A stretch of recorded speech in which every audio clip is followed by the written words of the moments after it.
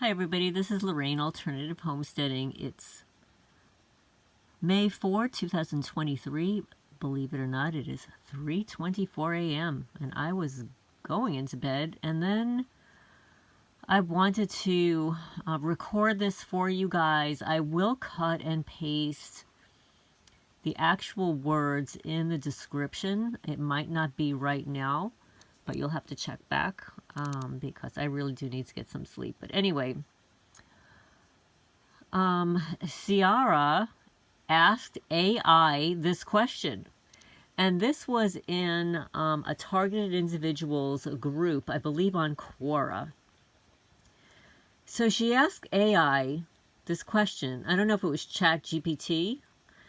She said, how can individuals challenge their listing on the TSDB? That's the screening database, the terrorist screening database. Here's the answer. Individuals who believe that they have been wrongly included on the terrorist screening database have the right to seek redress through a process known as the Traveler Redress Inquiry Program, TRIP. The TRIP program is administered by the Department of Homeland Security and provides a means for individuals to challenge their inclusion on the watch list and to seek correction of any errors in the information that is associated with their listing. To initiate the TRIP process, individuals can submit an online form or a paper form to the DHS. The form asks for information about the individual's identity, including name, date of birth, and contact information. The individuals must also provide a detailed explanation of why they believe they have been wrongfully included on the watch list, along with any relevant supporting evidence. Once the DHS receives the TRIP request, it will review the information provided and conduct a review of the individual's watch list status. If the DHS determines that the individual's listing was based on inaccurate or incomplete information, or if the individual no longer meets the criteria for inclusion on the watch list, then the DHS will take steps to correct the information and remove the individual's name from the watch list. It's worth noting that the TRIP process can be lengthy and complex, and there is no guarantee that an individual's listing will be removed from the watch list. However, the TRIP process provides an important mechanism for individuals who believe they have been wrongfully included on the watch list to seek redress and to have their situation reviewed by the DHS. So there you go, folks. I've never heard this before. I know that there is a method for getting your name off of the no-fly list, but this is the first time I've ever heard of this Traveler Redress Inquiry Program, TRIP, that is administered by the Department of Homeland Security. So there you have it, folks. And who does Homeland Security work with? That's right, folks. The fusion centers. And who do the fusion centers work with? My favorite Bureau of Instigation. So they're all in it together, folks. So the Department of Homeland Security does provide a means for individuals to challenge their inclusion on the watch list and to seek correction of any errors in the information that is associated with their listing. Well, I wonder how this is going to work. So you fill out a form online. How do we know what information they have in order for us to challenge it? Are they going to provide us with the explanation that they have? Because they're saying that the individual must provide a detailed explanation of why they believe they have been wrongfully included on the watch list, along with any relevant supporting evidence. Well, how do we know what was said about us? How do we know what defamatory, fake, falsified information they have in order for us to dispute it? So we'll see. I think we should all try it.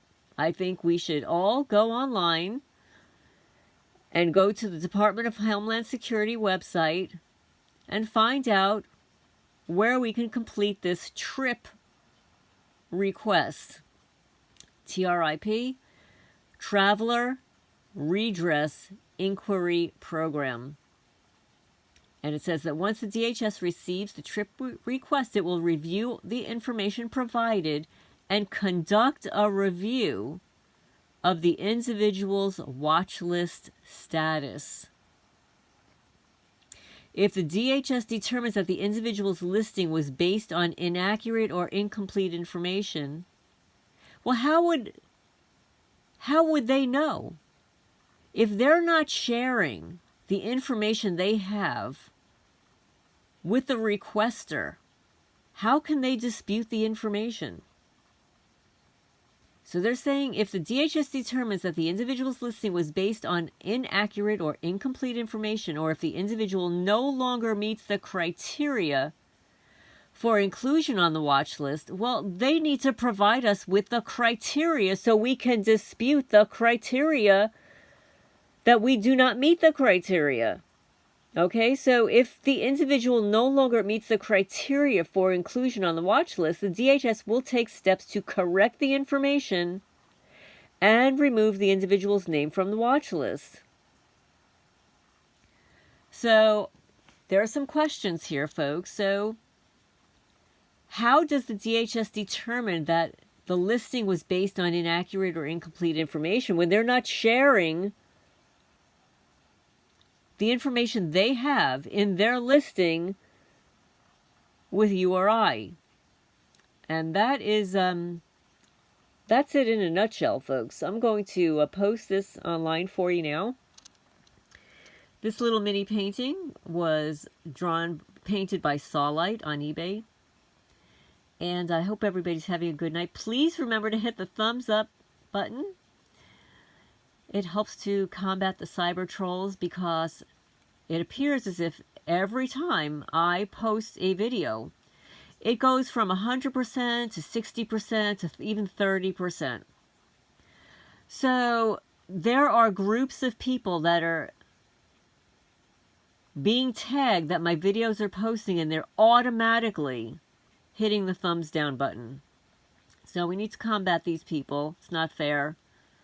It's not fair to be targeted this way. Oh, and by the way, folks, I've got all these false people going to my cat rescue website and sending messages. It's every day, 2-3 times a day. And it's only happened since the middle of December, since that cyber stalker piece of crap started harassing me. So it appears as if it's taking its toll everywhere. It's more harassment online, more harassment of my postings through my website and through my eBay account. There have been a lot of fake people trying to purchase photos of my cats and being incommunicative, or then sending me an email or a message saying, "Oh, is it a kitten? Am I going to get a kitten in the mail? Are you sending a cat?" When the listing specifically says photo. So it's a game that these people play. It's just unbelievable. And also, I ordered some traps from True Catch Trap. And Federal Express, or the criminals at Federal Express, destroyed 2 of the traps so that I can't open them, and they're all dented. And now I want to return them to True Catch Trap, and they're claiming that I have to pay for the return shipping and a stocking charge, which I will not do. I didn't dent these cages. The criminals did, and I'm not going to be held responsible for it. I'll get my money back from American Express. But I hope everybody's doing well. It's always one thing after the next, after the next. This is not a normal life. My life was not like this before this targeting. Nobody has 20 things go wrong every day of their lives. Nobody. It's contrived, it's nonsense, it's BS, and it has to stop. And somebody had asked me to review what was going on with the targeted justice lawsuit, and I will get to that another time. It appears as if the defendants, my favorite Bureau of Investigation folks, were claiming that the lawsuit was fantastical and all of these things, and kind of discrediting it, gaslighting it, the kind of things that happen to us on a daily basis. But it was absolutely obnoxious, if that's the actual response that they received. But anyway, this is Lorraine Alternative Homesteading signing off for now.